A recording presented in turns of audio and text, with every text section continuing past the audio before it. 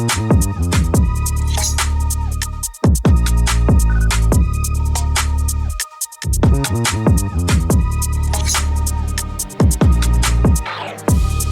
got to look back at this.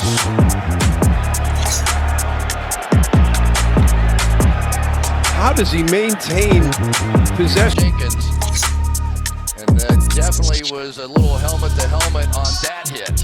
Guys, Meredith Thorman here, and are you still not subscribed to Matt's channel? Well, if you're not, hit the subscribe button because he's giving out free picks each and every week. Hope you have a good rest of your day. NFL Week 4 is already here, guys. This is the time of the season where you have a fairly good idea about teams, right? You had 3 games to watch them, study them, adjust power rankings, who's fraud, who's not, who's better than you thought. All of that has been documented for the system moving forward. And, you know, it's sometimes earlier in the year, you know, early week 1, week 2, you kind of struggle because you're taking more of an educated guess on how a team is going to come out. Luckily for myself and clients and for you video viewers, we had a great start to the year. Great start to the year. Player props have just started as well. Me personally, and the system does not like to bet player props early in the year. You don't know how teams are going to use guys. And again, you don't know how offenses are going to come out. Now, after 3 weeks, you have a fairly good idea. Good start to the player prop market last week, going 2-0 for clients. Also gave out Mike Evans over. Hopefully you guys did tail that as a free play. This week I'll be looking at 3 games like usual. Nothing changes, guys. Ravens at Browns. Big divisional game there. Another big divisional game. Dolphins at Bills. And then the Monday nighter, like always, Seattle versus Giants. Yes, we tackle the big games here, the toughest games to predict week to week. SystemSportsCapping.com or link.me/systemcapping for client subscription opportunities, everything system capping, updated records, resume, client comments over the years, and more. Currently handicapping NFL, UFC, PGA. UFC is off this week, so only one video. That's why I'm doing this video and releasing it on Thursday for you guys instead of Friday. Of course, PGA, like I mentioned, NBA and NHL is around the corner. NBA and NHL studying has already begun for myself in the system. So I most likely will have a future card, not a big one in the NBA, NHL. I like to attack more of the weekly market, you know, 3 or 4 plays per week in both sports. System capping on all social media, guys. Give me a follow over there for free picks, sports betting news, sports news in general. Let's get into an NFL Week 3 recap. And what a wild week it was, right? This is probably one of the craziest weeks. Well, definitely the craziest week of the year. But, you know, it could be right there with one of the craziest weeks in a few years due to the upsets. Big upsets came, and you're going to have weeks like that, right? But let's go into some quick headlines here. Obviously, 70 points by the Dolphins and won by 50. Wow. What is it, a college game against a shitty team? That's what it seemed like. Denver, you can never bet on them. Like, you look at this week, and this is probably the only game gun to my head I would play Denver, right? Against a struggling team in Chicago with a lot of issues over there, and them coming off a beating. You expect for them to have a bounce back game, but they're just so bad that I couldn't bet them. There's no way. But this would be the week if you're going to bet Denver. Ravens lost by 8 as 8-point favorites to Minshew due to 5 field goals made, 4 50-plus by Matt Gay. Showed up Tucker in his own home. And everything had to go wrong for the Ravens in that game, and it did for the Colts to win that game. Jacksonville loses at home for the second straight week. And this was a 9-point favorite versus a banged-up Houston team. Dallas loses to Arizona. Minus 12.5 favorites on the road in Arizona, guys. That was a wild one. A lot of people were affected in the survivor market, which we'll talk about here shortly. Sports books and handicappers, most of them at least, probably not have a down week. However, somehow we were able to profit this past week and make it 3 straight profitable weeks for clients to start the year.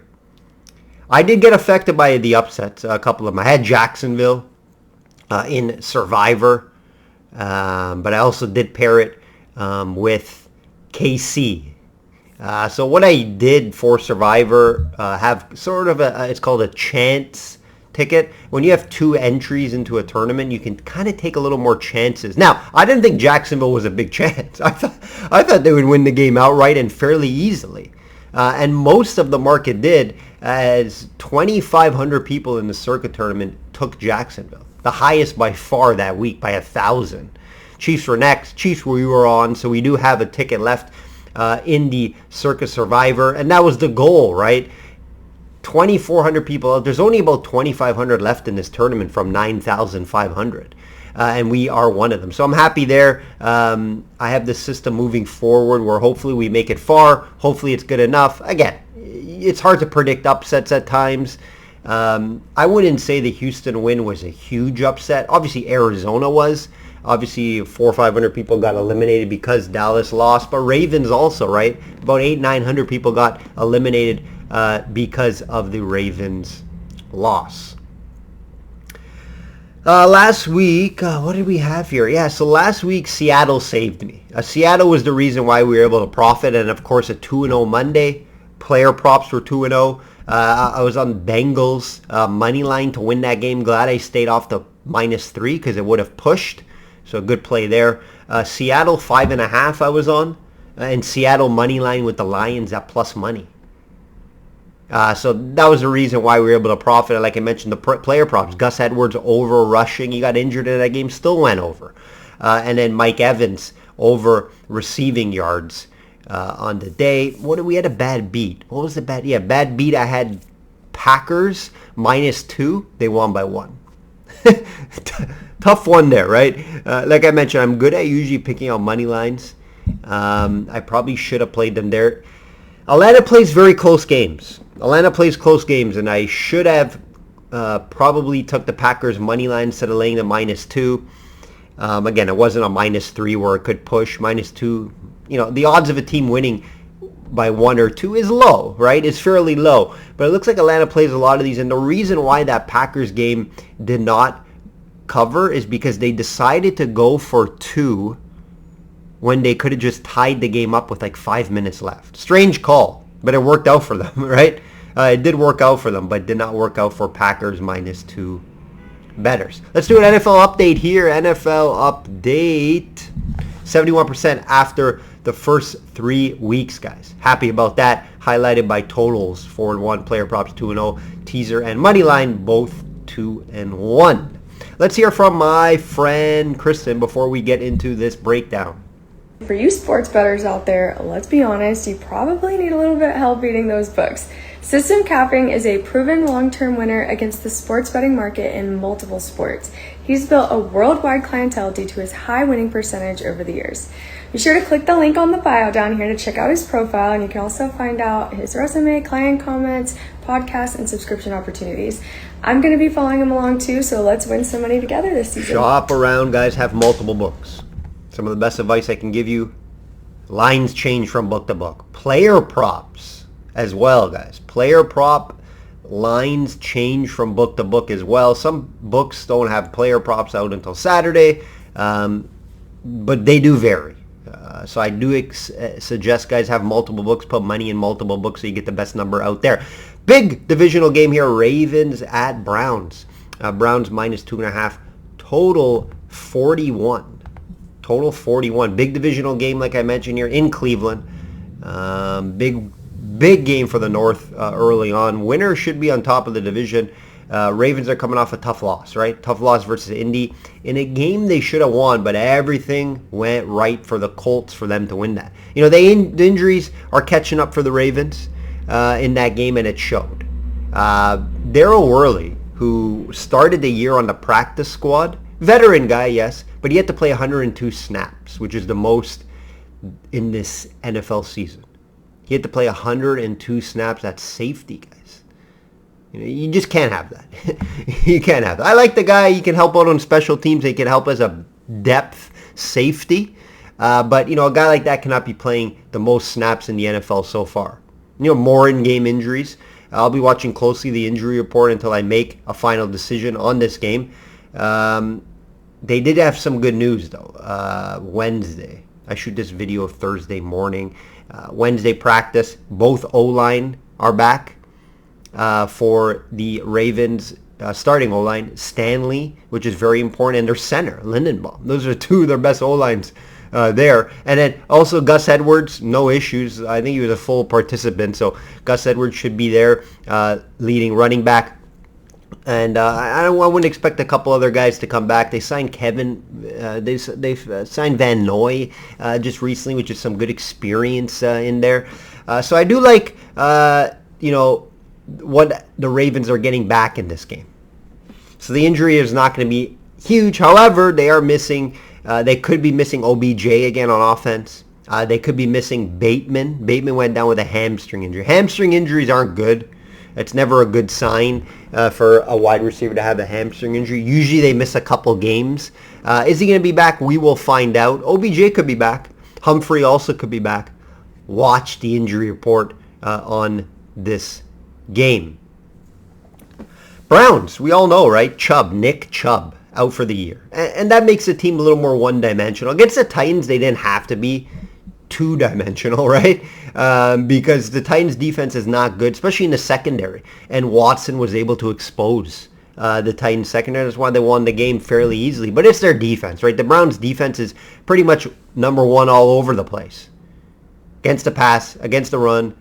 Points allowed only 11 per game, guys. Their defense is playing well. Sure, they have not faced a Ravens offense before, threatened that could run as well. I get that. I expect the Ravens to probably score a little more than 11 points here, but I expect this to be a defensive battle between two good defenses, right? Ravens top 10 defense, Browns number 1 currently. It's early, week 3, right? Ravens could be getting a couple more guys on the defense. Obviously, Marcus Williams is also practicing a safety. Not too sure if he'll be back, but that would be a big addition. We saw what Kyle Hamilton did last week. That was very impressive. So I expect this to be a defensive battle. That's why I would probably look at the total under here at 41. And it's just a close game overall. Now, I see some threes out there right now. If you can get the 3, I would take the 3 with the Ravens. I expect this to be a very close game. Ravens off a loss coming into a divisional game. I like that theory as well. But yeah, there are 3s out there now, guys. There are 3s. When I write up some notes here, I had Browns minus 2.5. There's more 3s out there right now. I'm not too sure why. I guess because the defense. Some public money coming in on the Browns here. And yes, last year Cleveland did win this game at home. Remember, divisional game, they play home and home. Ravens won in Baltimore. Cleveland did win 13-3. Okay, in the first game. The last game of the season. Keep in mind, no Lamar Jackson in that game. No Lamar Jackson in that game. I think weather was tough too. That game was like late in the year, in December. So I don't hold that to too much thought or standard. So I'm going to just kind of write that one off. But again, now obviously good for the under here. Cleveland plays to unders due to that defense. Like I mentioned, 11 they're allowing per game. I expect it to be a close, hard-fought game. Team probably win by 3. And there's some value there on the Ravens at plus 130. I'll talk about that in the underdog segment here. But hey, Browns, if they're going to be one-dimensional on offense, I think a team like the Ravens defense could handle that. Obviously, their running back won't be who they got, Hunt, some Ford guy. It's just not going to be able to run all over this Ravens defense, who's great against the run, right? So I think you're going to have to rely on Watson to beat this team. Obviously, Cooper probably will have a good game here. But, Watson, 46% QBR rating. He sure, and he only raised that because of last week's game. If he wasn't a Tennessee secondary, he'd probably be below that. So he's towards the bottom of the NFL right now, QB rating, guys. He has not looked great, Watson, right now. And you're going to ask him in this game to beat the Ravens through the air, in my opinion, right? I don't see how the Browns have a big game rushing here. It just wouldn't make sense on paper here. So, Watson's going to have to beat him through the air. I don't see that happening. I would take the Ravens plus 3 if you can get that out there. And I'm going to lean also the under here, under 41, even though it's fairly low. We got another divisional game here, and it is the Dolphins. They're coming off 70 points at the Bills, 2.5, total 53.5. You know, I always love these battles between the Bills and the Dolphins. This time around, a bit more intriguing though, right? A bit more intriguing. We got the high-powered Dolphins offense coming off putting up 70 points, right? Versus the Bills team that almost had a shutout on the road in Washington. Obviously, Washington and Miami's offense you cannot compare, but the Bills are playing a lot better now. A lot better. And Dolphins will, be getting their toughest test yet. The Dolphins have been putting up their points against, lower level defenses. Let's be honest here. This Bills defense they are ranked top 3 in the NFL right now, but I have them overall throughout the season as being one of the better defenses, right? So Miami going into Buffalo on the road, it's tough. It's a tough game for them, and, I do understand why the Bills are favored here, but I wouldn't be shocked if Dolphins continue this and continue to put up, obviously not 70 points, but, Dolphins to win this game, in my eyes, they're going to need to be in the 30s because this Miami defense is not good, guys. It is not good. And I expect Bills to be, 24 plus in this one. I expect it to be a fairly close game. No blowout from either side. I'm liking what I'm seeing from Josh Allen as of late. Obviously, he had that bad start, but currently, he's playing well. He's playing well, Josh Allen, in the back-to-back games. And against a Miami defense that can't stop many people, I expect him to have a big game here. Big game. Tua, what can we say about Tua? He's averaging an 83% passer rating, which is first in the NFL. Over 1,000 yards passing in 3 games with 8 touchdowns. And he's only sacked once, so you got to give credit to the O-line there. Last week we did see a lot of damage in the run game, right? The run game was huge against Denver, and that's the way to beat Denver. And you can run on this Bills team, so it'll be interesting to see if they go more to the run again. Bills, what are they allowing? 110 on the year, which is about middle of the pack there. Bills are great against the pass. That's why I'm intrigued about this matchup. C. Hill versus White and company there. So it's going to be entertaining. Ranked 3rd in yards allowed.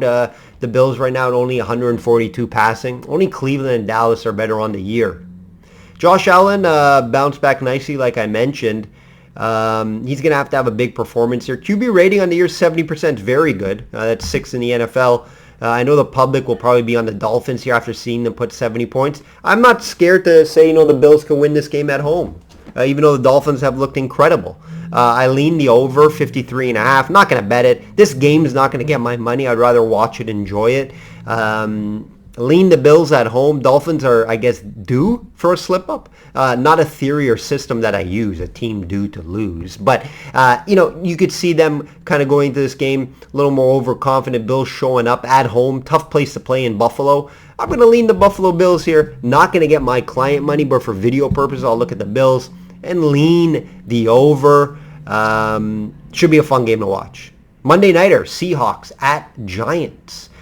Giants are favored -1 total, 47.5. Is the wrong team favored here? Early money will tell you that. Lots of people, lots of sharps are betting Seattle so far. I wouldn't be surprised if it closed at Pick'em or maybe even Seattle favorite. It could be a trap, though. I could see how this being a trap. After a tough start, Seattle has won back-to-back games. They've looked great after the tough start. Right? Week 1, let's not count that too much. You don't know how a team's going to come out. I mentioned that time and time again. No surprise the defense are struggling, right? The defense is not great, allowing 29 points per game, which is 29th in the NFL, but the Giants are right there. 32 points per game at 30. I thought their defense would be a little better this year. I guess not. It's early, though. I do expect it to get better with that coordinator they have there, Martindale. Both teams have struggled early on the defense and can put up points, though, on the board, right? And that's why I think this 47.5 could be slightly low. Seattle is 4th in the NFL in points scored at 29 per game, and the Giants, yes, a lonely 14 per game, but they played the Dallas Cowboys and they played the San Francisco 49ers, guys. Let's keep that in mind. This is going to be the easiest defense they've played. Watch the injury report here. Seattle a bit banged up. I expect them to get some O-line help back. Also secondary help in Woolen. Woolen should be back. I think he's one of their best corners. So look for him to come back here. Giants at home, of course, at an advantage. I wouldn't be surprised if Giants win this game. I think Seahawks are maybe better in the teaser market, so I would look that way on the Seahawks, which I'll be mentioning here shortly. I lean the over, though. I like the over 47.5. Both teams, like I mentioned, aren't great on defense, but can put up points. Barkley, I think, will be out for this game as well. Slight chance he comes back. I don't think he'll be back, though. Underdogs. Hopefully you've been tailing these free plays and leans on the Underdog Market. 6-1 on the year, guys. Who's counting? Who's keeping track? 6-1. A handful of options this week. I think this week's the most options in the Underdog Market. I talked about 3 games here that I wouldn't be surprised if the Underdog wins. So there's a lot. Picking out my favorite. Sure, I'll look at the Ravens with a hashtag. Hopefully they get some more guys back and reinforcements. Seattle as a small dog at home, on the road, they can easily win that game. If you do like Seattle, I would bet it now. Bet it now before Seahawks get flipped to a favorite. Last week we hit Pittsburgh for you guys. Steelers going into Raiders plus 130. Hopefully you did tail that. I didn't love it. I did mention that I didn't love it, but it was the underdog play of the week. Teaser options. We lost our first teaser of the year due to Dallas shitting the bed, right? Not showing up in Arizona. Options this week, I'm going back to Dallas. Dallas on the money line just to beat the Pats at home. KC's a great option, 2.5. Currently favored 9.5. I think that's a bit high, but Wilson's just not going to be able to keep up with the KC's offense. Sure, the defense could play great, but is the Jets going to be able to score 10 plus points? 14 points? I don't think so. So you can get KC currently minus 2.5. This is a 7-point teaser, of course, is what I play each week. Other options, there's Bengals plus 5. I just mentioned Seahawks plus 8. So there's a lot of options this week in the teaser market. Teaser client card has been sent out. Most of my client plays have been sent out already. Get on board, guys. Learn how to beat the books long-term in all sports, not just the NFL. Head over to the System Capping website, systemsportscapping.com, to join today for a low cost. That will do it. Thanks for all my supporters out there. Thanks for all my long-term clients. It's greatly appreciated. Hopefully we go 4 in a row. Not easy to start the season 4 weeks in a row profitable. You won't find that out there too often. So hopefully we do. We have a client card. I think the client card is going to be a little smaller. So far we have 6 to 8 plays per week so far, first 3 weeks. I think it will be a little smaller unless the player prop market really opens up this week. I don't look for player props out until Friday or Saturday. That will do it, guys. That will do it. Like I always say, bet smart and know your limits. Enjoy NFL Week 4.